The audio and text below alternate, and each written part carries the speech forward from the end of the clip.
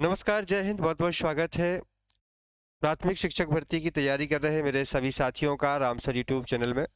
और मैं राम सर आप सभी साथियों का बहुत बहुत स्वागत करता हूं।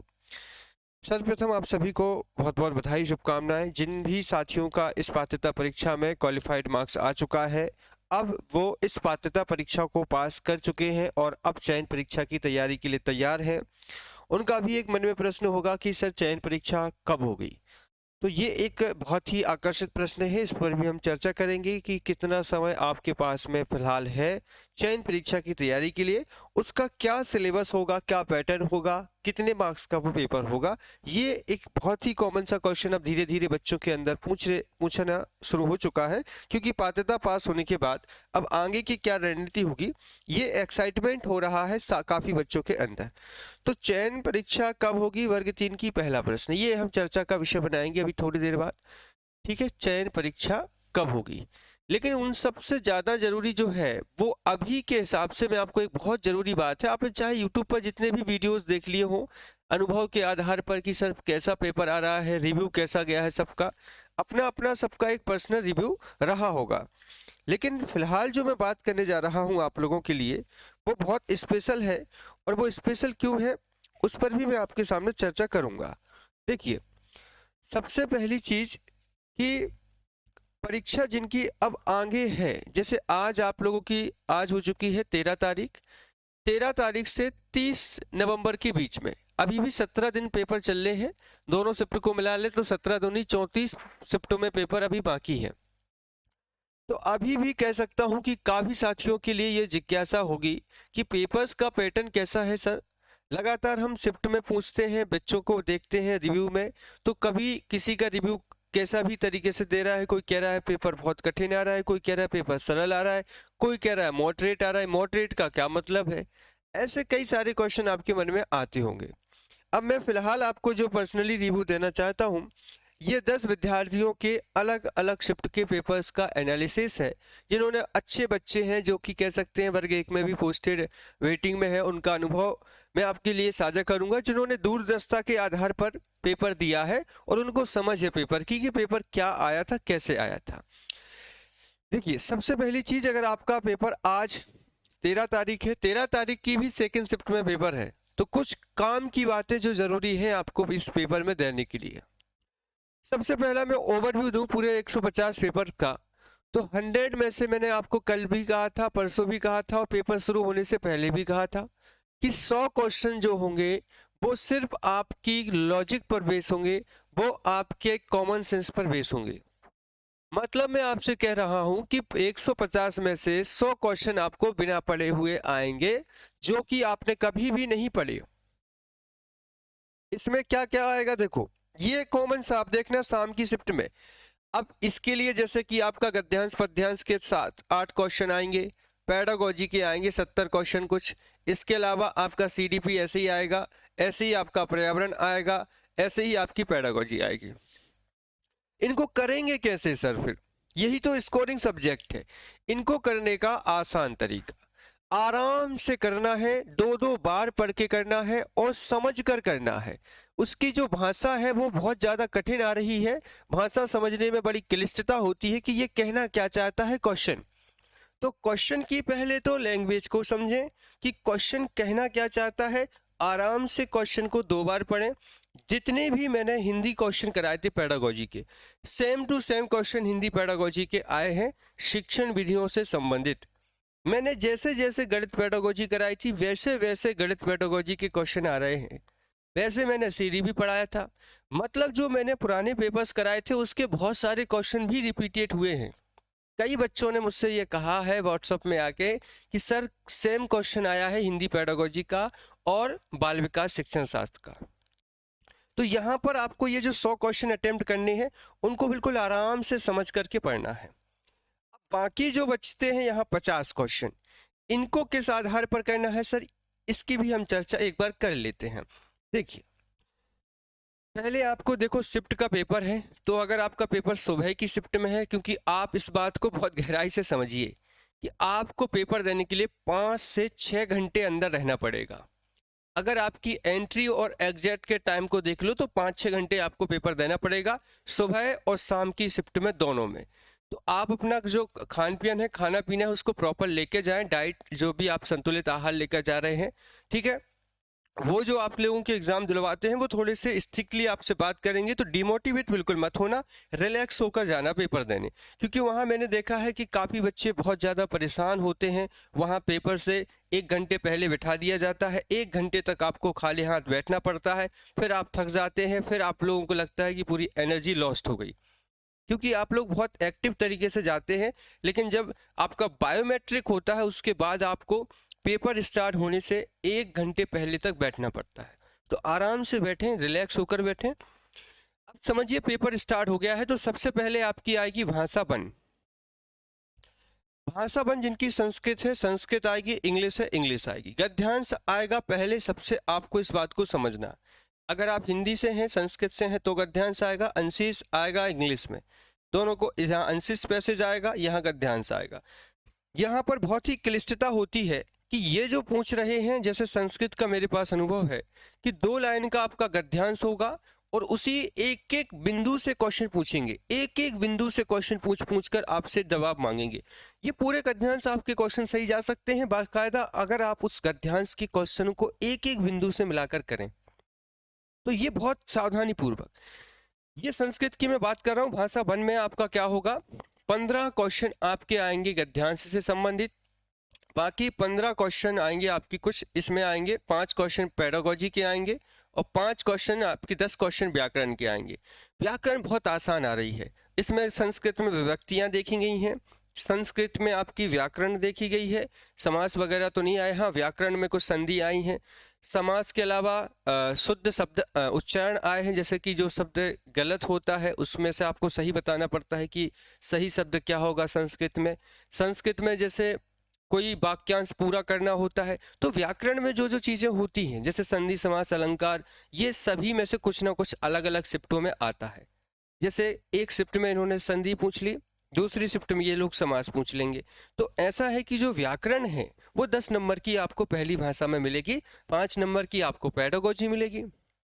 पेडागोजी संस्कृत की बहुत आसान आ रही है, कोई क्लिष्टता नहीं होगी। 10 नंबर 15 नंबर का आपको गद्य पद्य करना है, तो स्कोरिंग सब्जेक्ट आराम से है, लैंग्वेज वन को आप आराम से कर सकते हो। ऐसे ही है आपकी भाषा 2। भाषा 2, ये देखो संस्कृत को मैंने क्यों कहा है, क्योंकि पहली लैंग्वेज आपकी सेकंड लैंग्वेज है या पहली लैंग्वेज है, ये आपको पहले दिखेगी। सेकंड लैंग्वेज जो है वो आपको शुरुआती में दिखेगी, जैसे संस्कृत और अंग्रेजी।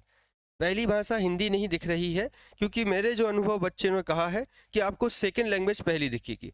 अब जिनकी भाषा पहली या दूसरी हिंदी है, पहली भाषा हिंदी है वैसे तो, लेकिन उस हिसाब से आप लोग हिंदी जो है, क्योंकि हिंदी सबकी कॉमन है, ठीक है, हिंदी सबकी क्या है दोस्तों, कॉमन है। अब आपने पहली भाषा में हिंदी ली है या दूसरी में, हिंदी सबसे आसान है, बहुत आसान आ रही है, इसको लेकर मैं कुछ भी नहीं कहूँगा, आराम से आप पूरा 30 में से 28 नंबर भी ला सकते हैं।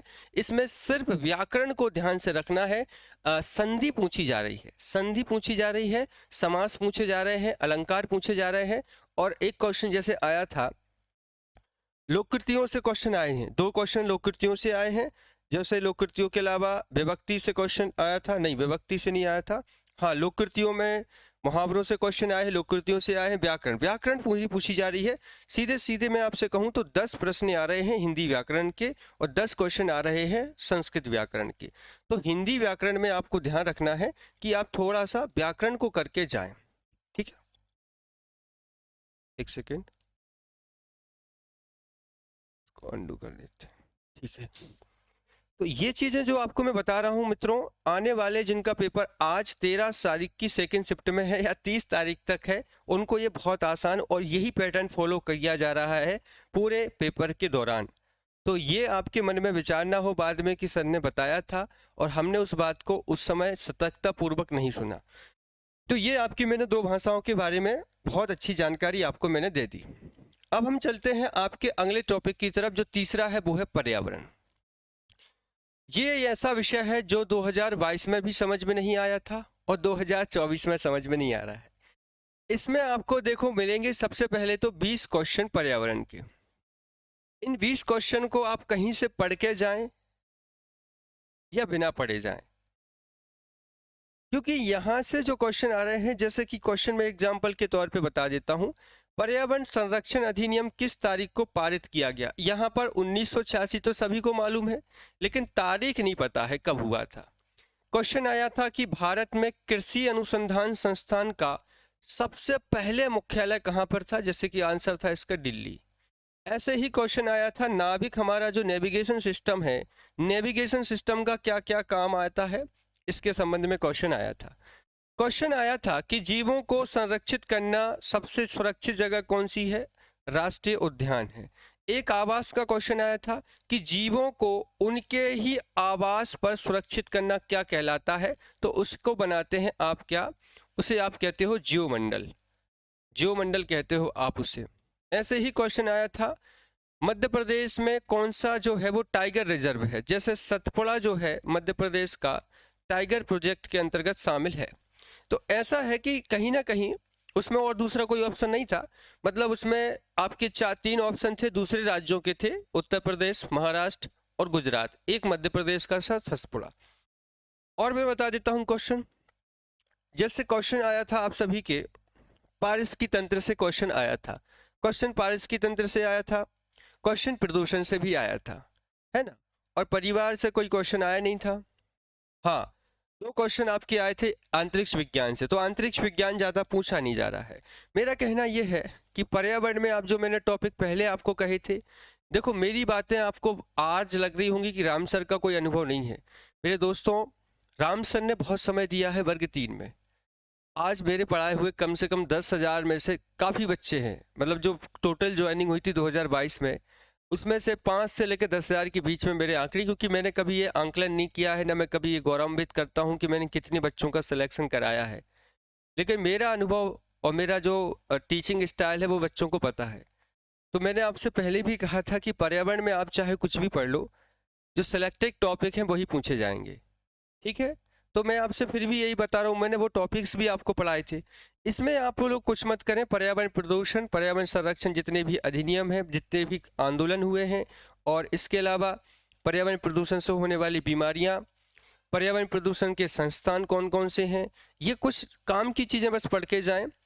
खेल, आवास, परिवार और ये सब टॉपिक को ना पढ़ें। मैं कई बार बोल चुका हूँ, ये मेरा पर्सनल है, और अगर इनको पढ़ना है तो ही पढ़ो, और नहीं पढ़ना है, समय बिल्कुल नहीं बचा है आपका। अगर कल परसों नरसों 13, 14, 15, 16, 17, 18 को पेपर है तो बिल्कुल मत पढ़े इन सब चीज़ों को। आप जो पढ़ा है वही रहने दें आराम से।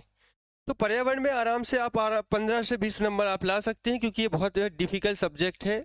मुझे भी लगा 1 मिनट के लिए देखना, क्योंकि बच्चों ने जिस तरीके से मुझे बताया तो लगा कि हाँ, पेपर का पैटर्न काफ़ी अजीबोगरीब है पर्यावरण को लेकर के। अब आ जाती है गणित। तो गणित को लेकर तो मैं ज़्यादा कुछ नहीं कहूँगा, जितना मैंने पुराने पेपर्स में आपको बताया है, गणित सबसे आसान आ रही। जैसे हिंदी मैंने कहा आसान है, गणित उन लोगों को भी पढ़ना है जिन्होंने गणित को पहले कभी नहीं पढ़ा है। इतने आसान क्वेश्चन आ रहे हैं गणित में, बहुत आसान से भी आसान। 5वीं क्लास के बच्चे के लायक क्वेश्चन आ रहे हैं गणित में। अगर मैं कहूँ कि इसमें आपके क्वेश्चन गणित के कुछ ज़्यादा दिखेंगे, 15 से लेकर के 18 क्वेश्चन गणित के आएंगे। बाकी जो बचे हुए क्वेश्चन हैं वो आपके आएंगे 10 से 12 क्वेश्चन आपकी पेडागोजी के आएंगे। पेडागोजी में भी वही आगमन, निगमन विधि, विश्लेषण विधि। मैंने कहा है आपको कि एक क्वेश्चन आया था, जैसे कि पाठ्य पुस्तक बनाने के लिए किस विधि का उपयोग नहीं करते, तो उसमें आंसर था खेल विधि का।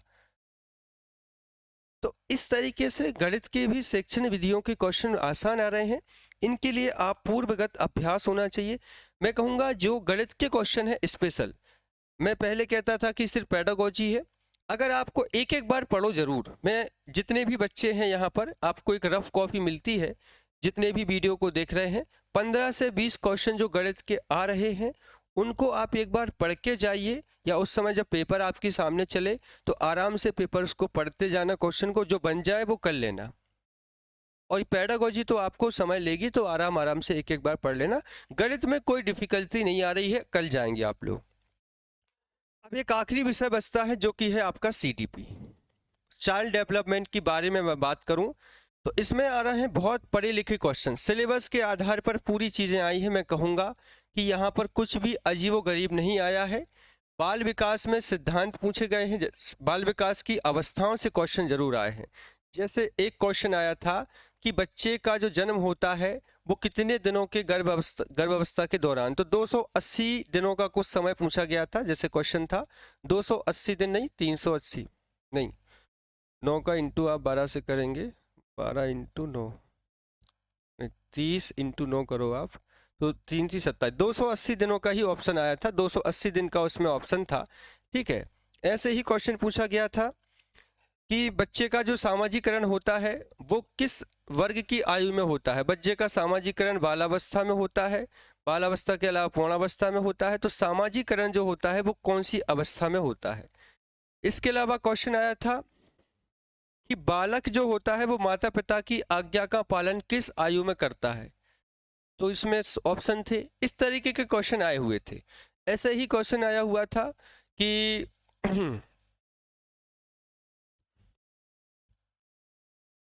हाँ जी, ऐसे ही क्वेश्चन आया हुआ था सामाजिकरण का। ऐसे ही क्वेश्चन एक और था, वाइगोत्स्की जी के सिद्धांत से संबंधित क्वेश्चन आया था। और कुछ क्वेश्चन जो थे मतलब रिलेट टू द सिलेबस, व्यक्तित्व मापन के लिए कौन सी पद्धति है, मतलब वो आपके सिलेबस के आधार पर ही थी। तो आपको अब मैं अगर कहूँ तो पेपर जो है वो कठिन नहीं आ रहा है, लैंग्वेज उसकी कठिन लग रही होगी आपको पढ़ते समय। जो आप लोग उसमें लैंग्वेज अप्लाई होती है, जो आप लोग पढ़ते हो उसकी लैंग्वेज, वो काफ़ी कठिन लगती है। पेपर कठिन नहीं है, आराम से अगर आप करो समय का, लेकिन बहुत ज़्यादा ध्यान रखना आप लोग। मैं आपसे कहूँगा अभी भी समय काफ़ी महत्वपूर्ण होगा आपकी इस परीक्षा को लेकर के। 150 प्रश्न होंगे, 150 मिनट होंगे।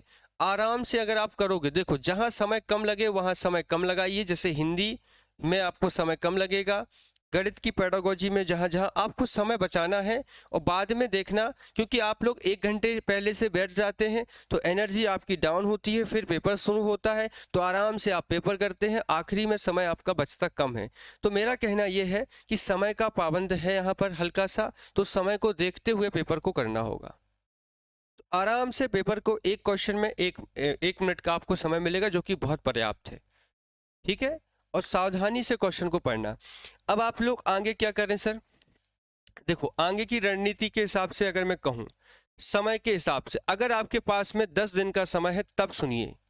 10 दिन का नहीं, हाँ 10 ही दिन का समय ना, 5 दिन से ज़्यादा समय अगर आपके है, 5 से 15 दिन का समय है, तो बहुत अच्छी कॉमन सी बातें बता देता हूँ। भाषा एक मतलब हिंदी के लिए आप क्या करें, व्याकरण का रिवीजन कर लें ज़्यादा से ज़्यादा, और कुछ ना करें। व्याकरण में संधि समास अलंकार की पहचान करना सीख लें, और इसके अलावा थोड़ा पेडागोजी को देख लें। हिंदी में शिक्षण विधियां जरूरी हैं, क्योंकि शिक्षण विधियों के आसान क्वेश्चन आ रहे हैं, थोड़ा थोड़ा देख लें दोनों को। भाषा 2 में भी बिल्कुल सेम ही करें, इसमें कुछ अलग नहीं है। भाषा 1 में और भाषा 2 में आप व्याकरण और शिक्षण विधियों को देखें आराम से। मैं कह रहा हूँ कि दोनों 25-25 नंबर आपके कहीं नहीं जाएंगे, दोनों में आसान आ रहा है पूरा सिस्टम। बात करेंगे पर्यावरण की। पर्यावरण में मैंने बता दिया है कि जो पर्यावरण प्रदूषण के अधिनियम हैं, कानून बनाए गए हैं, पर्यावरण प्रदूषण के कारण जो हैं उन पर चर्चा कर लें। गणित को आप लोग पेडागोजी को ही पढ़ें, जिनकी गणित बिल्कुल भी नहीं है, और जिनकी गणित है, शिक्षण विधियां जो मैंने आपको रामसर इंदौर एप्लीकेशन पर दी हैं, रामसर इंदौर एप्लीकेशन पर शिक्षण विधियां दी गई हैं फ्री में पीडीएफ उपलब्ध कराई है। आप गणित की शिक्षण विधियां वहां से पढ़ लें। हिंदी की शिक्षण विधियां आप रामसर इंदौर एप्लीकेशन पर जाकर के, डिस्क्रिप्शन में लिंक है, वहां पर मैंने आपको पूरी फ्री पीडीएफ दी है। बचा है सीडीपी को पूरा पढ़ के जाएं। वही सब बातें हैं, मैंने ये सब चीज़ें आपको पेपर से पहले बता दिया था, लेकिन बच्चों को मेरे लिए उतना समझ नहीं है मेरी चीज़ों को समझने की, इसलिए काफ़ी बच्चों को ये मेरा अनुभव जो है उनको समझ में नहीं आता है सारी चीज़ों का। तो ज़्यादा कुछ है नहीं है, बस मैंने जो एक आपको सबसे पहली बात बताई थी, एक बार रिपीट कर देता हूँ उस बात को। सबसे पहली बात मेरी जो थी वो कहाँ गई बात, यहाँ पर थी। देखिए, ये जो मैंने आपको कहा था कि पेपर जो है वो 100 क्वेश्चन आपके, आप लोगों को आराम से और आराम के अलावा शांतिपूर्वक तरीके से करना है। इस चीज़ को समझो, ठीक है। तो वर्ग 3 का ये जो सिस्टम है, जो मैं आपको पहला चर्चा का विषय बना चुका हूँ। अब आपका जो मेन मुद्दा है वो चयन परीक्षा का है, वो कब होगी। तो मेरा अनुभव जो है वो है वर्ग 1 का, जो कि अभी 2023 में पात्रता परीक्षा कराई गई थी, वर्ग 2 का जो भी 2023 में हुई थी। ठीक है, अब देखो पिछले अनुभव के आधार पर जब आपका रोस्टर क्लियर होता है, रोस्टर का मतलब पदों की संख्या का क्लियर होना, वर्ग 1 की पात्रता और चयन परीक्षा में 4 महीने का ही अंतर लगा था। ठीक है, मार्च में इसका रिजल्ट आया था, अगस्त में ये परीक्षा करा ली गई थी। वर्ग 2 का रोस्टर क्लियर नहीं था, इसीलिए अभी थोड़ा ज़्यादा समय लग रहा है। और वर्ग 3 में अगर मैं आपसे कहूँ तो जनवरी से लेकर के नहीं एग्जैक्ट टू नोटिफिकेशन फरवरी में आएगा नोटिफिकेशन, क्योंकि 45 दिन लग जाएंगे रिजल्ट बनाने में। जनवरी में आपकी वर्ग 3 का रिजल्ट आएगा। ठीक है, जनवरी के आसपास में वर्ग 3 का रिजल्ट आएगा, फरवरी और मार्च के आसपास में नोटिफिकेशन आ जाएगा। इतना मैं आपको चैलेंज के साथ, क्योंकि देखो ज़्यादा से ज़्यादा समय इसमें लगेगा नहीं, 3-4 महीने का समय वैसे भी हो जाएगा। और यहाँ पर वर्ग 3 का रोस्टर ऑलरेडी क्लियर है, क्योंकि इसमें पदों की संख्या तो विषयवार होती नहीं है, टोटल पदों की संख्या होगी 10 से 15,000, और इसके बीच में इनको रोस्टर लगाना पड़ेगा आपके रिजर्वेशन का। तो ये जो होगा ये फरवरी के आसपास में ही चयनित हो जाएगा। पैटर्न क्या हो सकता है, तो देखो पैटर्न को लेकर के मैं अगर आपसे कहूँ तो हमारे मध्य प्रदेश में तो ये ऐसा पहली बार हो रहा है। यूपी में, राजस्थान में और हरियाणा में एचआर में, ठीक है, पंजाब कैडर में क्या होता है कि जिस तरीके से पात्रता ली गई है उसी तरीके से चयन परीक्षा ली जाएगी। मतलब कहना यह है मेरा कि सिलेबस जो रहेगा उसमें कुछ परिवर्तन हो सकते हैं, लेकिन मैं आपसे कहूँगा कि जो पेपर का पैटर्न होगा वो आपका पूरा का पूरा होगा। हो सकता है संभवतः कि 100 मार्क्स का लिया जाए। ठीक है, पैटर्न में क्या होगा, कुछ चीज़ें बदली जाएंगी। मतलब जैसे कि देखो बाल विकास तो रहेगा, पर्यावरण रहेगा, गणित रहेगी, लैंग्वेज को लेकर के ये कुछ बदलाव कर सकते हैं। लैंग्वेज से मतलब आपकी हिंदी और संस्कृत में हो सकता है 5-5, 10-10 क्वेश्चन बनाएं और इन विषयों को थोड़ा सा ब्रीथ करें। तो बाल विकास, पर्यावरण और गणित इनको तो आप पढ़ते जाइए और शिक्षण विधियों को पढ़ते जाइए। ठीक है, अब मैं आपको सिलेबस का पैटर्न और भी सारी चीज़ों को लेकर के अगले वीडियो में बताऊंगा कि अब चयन परीक्षा की तैयारी कैसे करना है। अच्छा, इसके अलावा चयन परीक्षा को लेकर के बाकी चीज़ें आपको थोड़ा ईएसपी से और क्लियर हो जाएंगी तो मैं और डिटेल में आपको बताऊंगा।